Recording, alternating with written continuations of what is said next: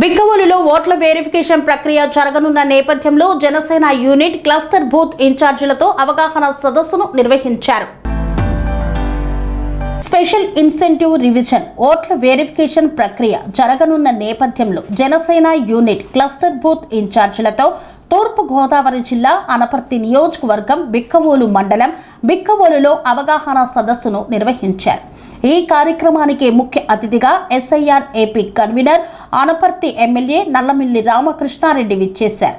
ఈ సందర్భంగా ఓట్ల వెరిఫికేషన్ సమయంలో బూత్ ఇన్ఛార్జీలు తీసుకోవాల్సిన జాగ్రత్తల గురించి ఎమ్మెల్యే నల్లమిల్లి మాట్లాడుతూ ఈ కార్యక్రమం జాతీయ ఎన్నికల కమిషన్ నిర్వహిస్తున్న కార్యక్రమం అని పేర్కొన్నారు.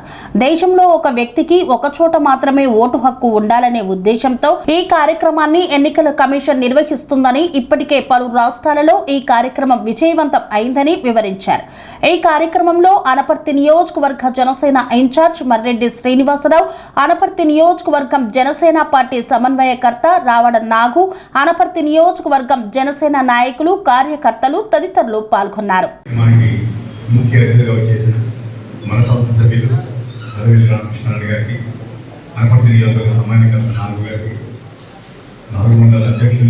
సొసైటీ ప్రెసిడెంట్లు, అదేవిధంగా ఇతర దేవస్థానం టెంపుల్స్ ఇతర పదవుల్లో ఉన్నారు. వీరపైన కాశీగారి గారికి ఇచ్చేసిన జనసేన పార్టీ నాయకులు, కార్యకర్తలందరికీ కూడా హృదయపూర్వక నమస్కారాలు. చాలా సంతోషం. భారతదేశం అతిపెద్ద ప్రజాస్వామ్య దేశం, ప్రపంచంలోనే గర్వించదగ్గ ప్రజాస్వామ్య దేశం భారతదేశం. దీనికి ఒక ఘన చరిత్ర ఉంది.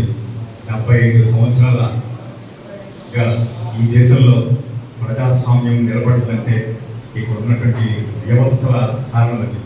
మన రాజ్యాంగ నిర్మాతలు వాళ్ళు నిర్మించిన వ్యవస్థల మూలంగా ఇది అపరాధంలో అవుతుంది.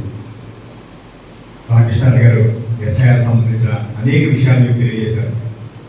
తప్పకుండా అందులో ఒక మాట చెప్పారు, 56% మ్యాపింగ్ అయిందంటే 44% అన్కన్ఫర్మ్గా ఉన్నాయి. మన బాధ్యత అక్కడ వస్తుంది. తప్పకుండా మీలో అనేక మంది రేపు స్థానిక సంస్థల్లో ప్రతినిధులుగా ఎన్నికడానికి ఊబిళ్ళుతున్నారు. ఇది సరైన అవకాశం, సమయం. దీన్ని ఈవేళ ప్రజలతో మమేళన అవ్వడానికి, వాటితో కలిసి తిరగడానికి ఇది చక్కటి అవకాశం.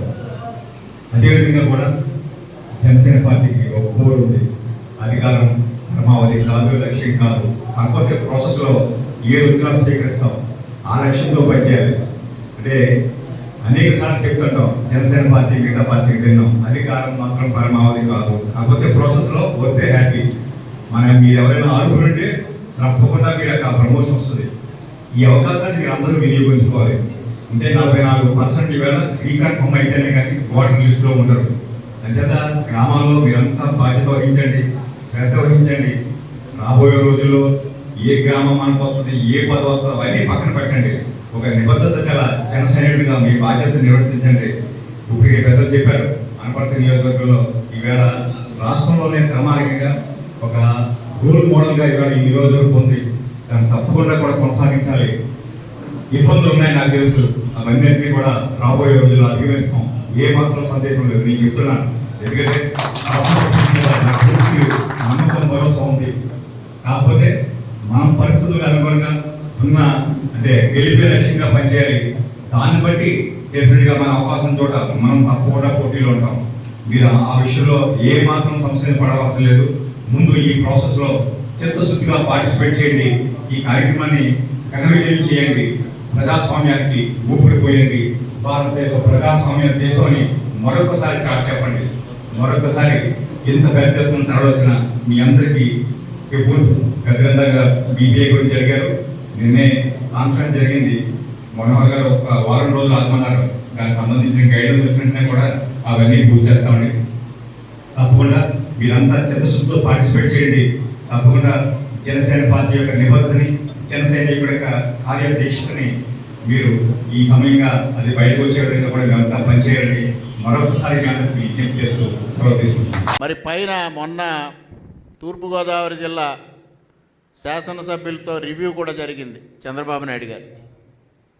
ఆ సందర్భంలో వారు ఒకటే చెప్పారు, నేను పవన్ కళ్యాణ్ గారు పదే పదే కలిసి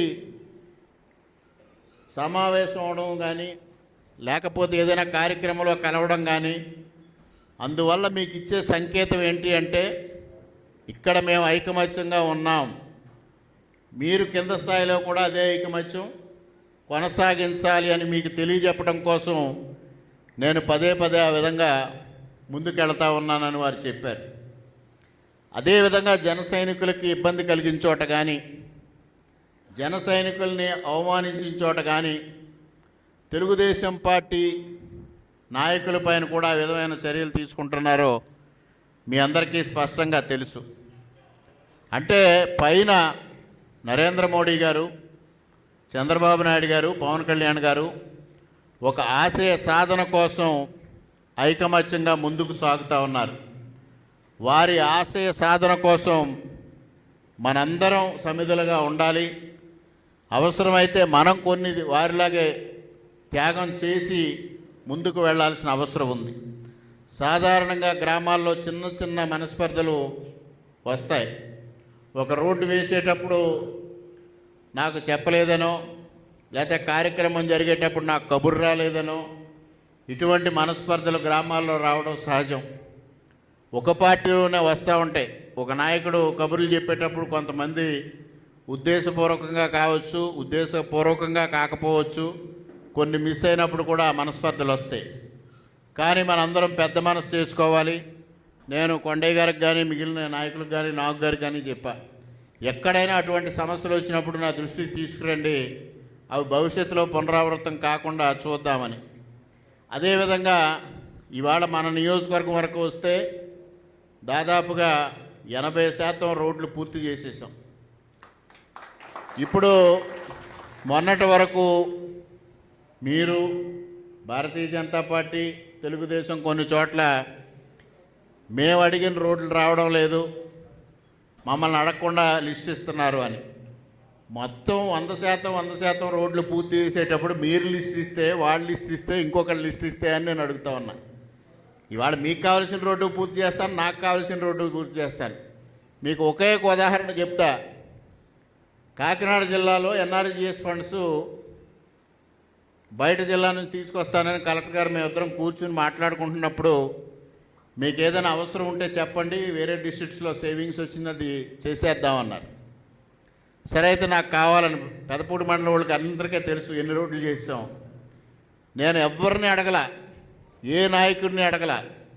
కలెక్టర్ ఛాంబర్లోంచి బయటకు వచ్చి పెదపూడి పంచాయతీరాజ్ అయ్యి కలెక్టరేట్కి రమ్మని పక్క రూమ్లో కూర్చుని 1 గంటలో లిస్ట్ రాసి కలెక్టర్ గారి దగ్గరికి ఇచ్చి శాంక్షన్ చేయించాం. అంటే ఒక అవగాహన చాలా వరకు నాకే ఉంది. మీకు అవసరాలు ఉంటాయి, ఆ అవసరాలు ఏమన్నా ఉంటే నేరుగా శ్రీనివాస్ గారికి కానీ, నాగు గారికి కానీ, నాకు కానీ ఎవరికి చెప్పినా తప్పనిసరిగా అవకాశం వచ్చిన రోజు అవన్నీ కంప్లీట్ చేసేద్దాం. ఎక్కడా ఏది ఉంచొద్దు, అన్నీ ప్రజల అవసరమే ఇదంతా. ఇందులో మీకు వచ్చే ప్రయోజనం లేదు, నాకు వచ్చే ప్రయోజనం లేదు. మనందరం ఆలోచన చేసేది ప్రజల కోసం మాత్రమే. మీ వీధిలో ప్రజలు అవ్వచ్చు, ఇంకో వీధిలో ప్రజలు అవ్వచ్చు, మీ గ్రామంలో ప్రజలు అవ్వచ్చు, లేకపోతే పక్క గ్రామంలో ప్రజలు అవ్వచ్చు. మనందరం ప్రజల కోసం ఆలోచన చేస్తూ ఉన్నాం. ప్రజల కోసం ఆలోచన చేసేటప్పుడు మనకు మనస్పర్ధలు ఎందుకు? అందులో ఏదైనా ₹1 మన జేబులోకి వస్తుంది అంటే వాళ్ళకి వెళ్తుందేమో అని మీరు, మీకు వెళ్తుందేమో అని వాళ్ళు, అట్లా కొట్లాడుకోవచ్చు. మన నియోజకవర్గంలో 3 పార్టీల్లో గ్రామ స్థాయిలో నాయకుల్లో కూడా ఎక్కడా అవినీతి లేదు. అది చాలా గొప్ప విషయం. పనులు ఇస్తే సక్రమంగా పూర్తి చేస్తున్నారు, ఎక్కడా మచ్చలేదు. కొన్ని అవసరాలు ఉంటాయి, ఆ అవసరాలకు తగినట్టుగా ఏ విధంగా వాటిని ఏర్పాటు చేసుకోవాలనేది మీరు చెప్తే దానికి చేయడానికి కూడా నేను సిద్ధంగా ఉన్నాను. అందువల్ల మీరెవ్వరూ ఎటువంటి సంకోచాలు పెట్టుకోవద్దు. పారదర్శకంగా ఇవాళ కూటమిని నడిపిద్దాం. మీ అందరి సహకారంతో రేపు స్థానిక సంస్థల ఎన్నికలు మనం గెలవాలి. ఏదైతే మనం గెలవబోతా ఉన్నామో ఆ స్థానాన్ని మనం ఎంపిక చేసుకోవాలి. అక్కడ ఈ స్థానం నాకు ఇవ్వండి, ఈ స్థానం నాకు ఇవ్వండి కాదు. పెద్దలు ఒక నిష్పత్తి చెప్తారు, ఆ నిష్పత్తి ప్రకారంగా రిజర్వేషన్స్ పరంగా చూసుకుని ఆ గ్రామాల్లో ఏ విధంగా పట్టుంది, ఎవరికి పట్టుంది, అభ్యర్థి ఎవరైతే మంచిగా ఉంటుంది, గెలవడమే ధ్యేయంగా, వేరే ఆలోచన వద్దు, గెలవడమే ధ్యేయంగా మనం అభ్యర్థిని నిర్ణయం చేసుకోవాలి. మీరందరూ సహకరించండి. మీకు పైనుంచి కావాల్సిన సహకారం అంతా నేను అందిస్తాను. తప్పనిసరిగా స్థానిక సంస్థల ఎన్నికల్లో విజయం సాధించాలి. ఇవాళ పవన్ కళ్యాణ్ గారు 15 సంవత్సరాల పాటు కూటమి కొనసాగాలి అంటున్నారు. ఆ విధంగా కొనసాగాలి అంటే ఈ ఎస్ఐఆర్ ప్రధాన ఆయుధం మనకి.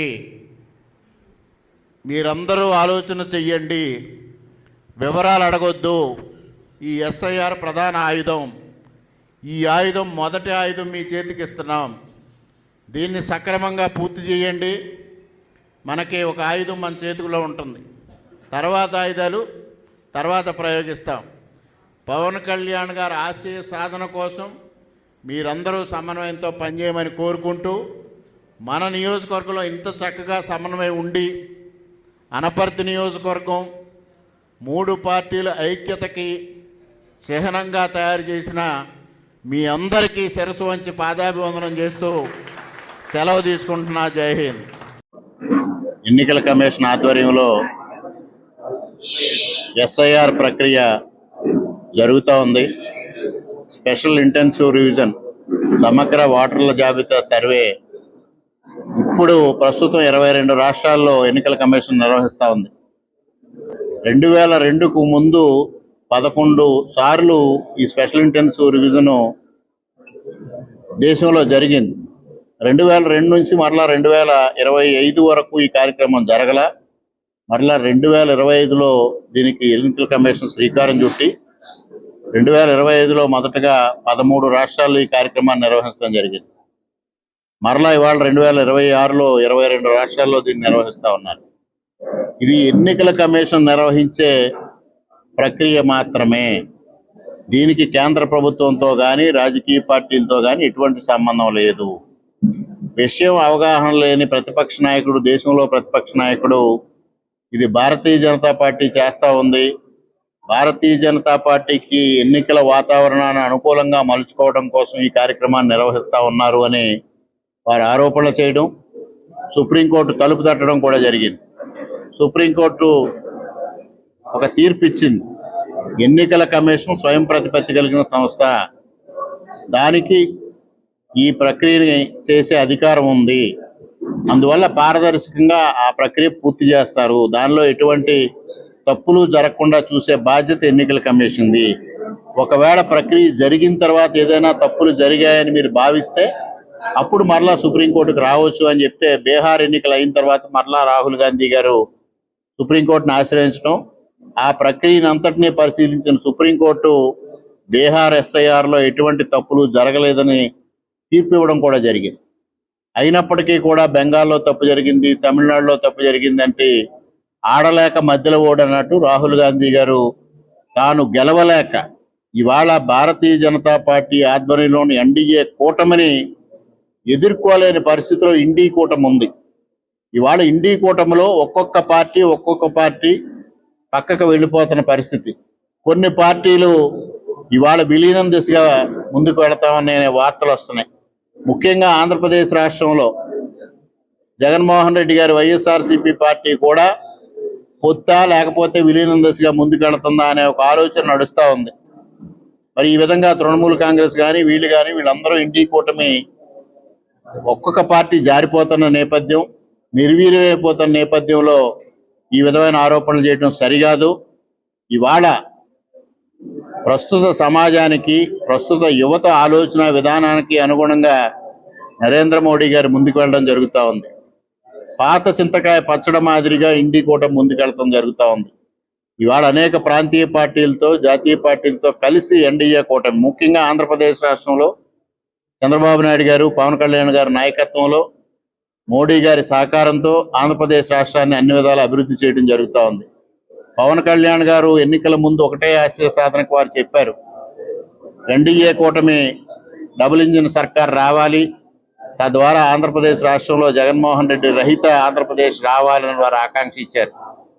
తొందరలోనే వారి ఆశయం నెరవేరే విధంగా కూడా ఇవాళ పావులు కదుపుతూ ఉన్నారు.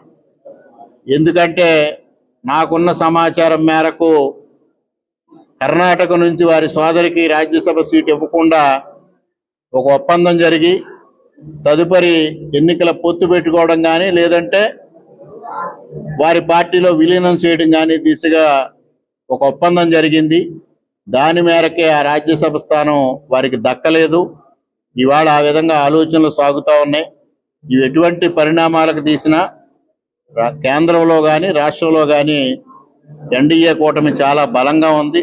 ముఖ్యంగా పవన్ కళ్యాణ్ గారి మార్గదర్శకత్వంలో వారి ఆలోచన విధానంతో ఎన్డీఏని ఐక్యతగా ఉంచాలని వారు చేస్తున్న ప్రయత్నం సఫలీకృతం అవుతుందని ఈ సందర్భంగా తెలియజేసుకుంటూ, మరి ఏదైతే ఇవాళ అనపర్తి నియోజకవర్గంలో ఒక చక్కటి సమన్వయంతో 3 పార్టీలు కొనసాగుతూ ఉన్నాయి.